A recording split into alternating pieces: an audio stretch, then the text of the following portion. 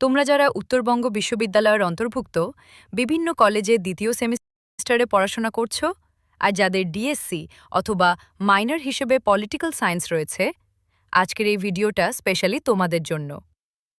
তোমরা অনেকেই আমাদের কাছে বিগত বছরের প্রশ্নপত্রগুলো চেয়েছিলে, তাই তোমাদের রিকোয়েস্ট রাখতেই আজকের এই ভিডিওতে আমরা তোমাদের দিচ্ছি 2025 সালের ডিএসসি পলিটিক্যাল সায়েন্সের প্রশ্নপত্রটি।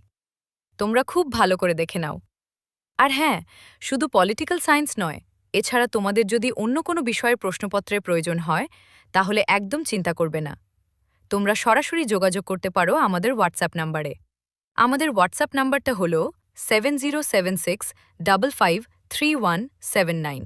আর দেরি না করে প্রশ্নগুলো একবার দেখে নিই, আর সাথে শর্ট প্রশ্নগুলোর উত্তরও মিলিয়ে নিই। বিভাগ ক, প্রথমে আসছি বিভাগ কতে। এখানে তোমাদের যে কোনো দুটি প্রশ্নের উত্তর দিতে হবে। ১. ভারতের গণপরিষদের গঠন সংক্ষেপে আলোচনা করো। এর উদ্দেশ্যগুলি কি কি? ২. ভারতীয় সংবিধানে সাম্যের অধিকারটি আলোচনা করো। ৩. ভারতীয় সংবিধানের রাষ্ট্র পরিচালনার নির্দেশমূলক নীতিগুলি আলোচনা করো। আর ৪. ভারতের রাষ্ট্রপতির ক্ষমতা ও পদমর্যাদা আলোচনা করো। বিভাগ খ। এবার দেখো বিভাগ ক। এখান থেকে তোমাদের যে কোনো ৩টি প্রশ্নের উত্তর লিখতে হবে। ৫. ভারতীয় সংবিধানের প্রস্তাবনার তাৎপর্য আলোচনা করো। ৬. ভারতের প্রধানমন্ত্রীর ক্ষমতা ও কার্যাবলী পর্যালোচনা করো। ৭. লোকসভার গঠন ও কার্যাবলী সম্পর্কে আলোচনা করো। ৮. রাজ্যপালের স্বেচ্ছাধীন ক্ষমতার ওপর একটি সংক্ষিপ্ত আলোচনা করো। ৯. ভারতের মহাধর্মাধিকরণের গঠন ও কার্যাবলী আলোচনা করো। আর ১০. ভারতের গ্রামের গ্রাম পঞ্চায়েতের কার্যাবলীগুলি সংক্ষেপে লেখো। এরপর আসছি বিভাগ গতে। এখানে ১১ নম্বরের আন্ডারে যে কোনো ৪টির ওপর সংক্ষিপ্ত টিকা লিখতে হবে। এ. ভারতীয় সংবিধানের মুখ্য বৈশিষ্ট্য। বি. ভারতীয় নাগরিকদের মৌলিক কর্তব্য। সি. ভারতের উপরাষ্ট্রপতি। ডি. লোকসভার অধ্যক্ষ। ই. বিচার বিভাগীয় পর্যালোচনা। আর এফ. ৭৪তম সংবিধান সংশোধনী আইন ১৯৯২। সবশেষে থাকছে বিভাগ গ। এখানে রয়েছে এমসিকিউ।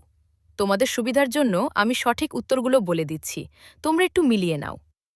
১ নম্বর প্রশ্ন, নিম্নলিখিত কে গণপরিষদে সাংবিধানিক পরামর্শদাতা হিসেবে ছিলেন? এর সঠিক উত্তরটি হবে অপশন খ, বি এন রাও। ২ নম্বর, সংবিধান কবে গৃহীত হয়েছিল? সঠিক উত্তর অপশন গ, নভেম্বর ২৬, ১৯৪৯। ৩ নম্বর, নিম্নলিখিত কোন ধারাটি ধর্মীয় স্বাধীনতার মৌলিক অধিকার সম্পর্কিত? সঠিক উত্তর হল অপশন গ, ২৫ নম্বর ধারা। ৪ নম্বর প্রশ্ন, কোন সংবিধান সংশোধনীটি প্রস্তাবনায় সমাজতান্ত্রিক, ধর্মনিরপেক্ষ এবং অখণ্ডতা শব্দগুলি যোগ করেছিল? এর সঠিক উত্তর অপশন খ, ৪২তম। ৫ নম্বর, ভারতীয় সংবিধানের কোন অংশে মৌলিক অধিকারগুলি রয়েছে? সঠিক উত্তর অপশন খ, তৃতীয় অংশ বা পার্ট ৩। ৬ নম্বর, কোন ধারা অনুসারে রাষ্ট্রপতি জাতীয় জরুরি অবস্থা ঘোষণা করতে পারেন?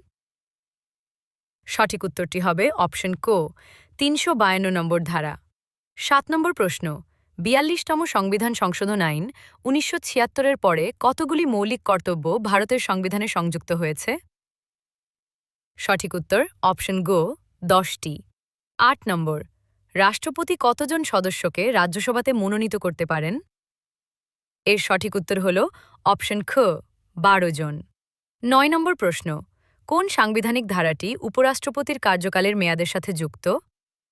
সঠিক উত্তর অপশন গ, ৬৭ নম্বর ধারা।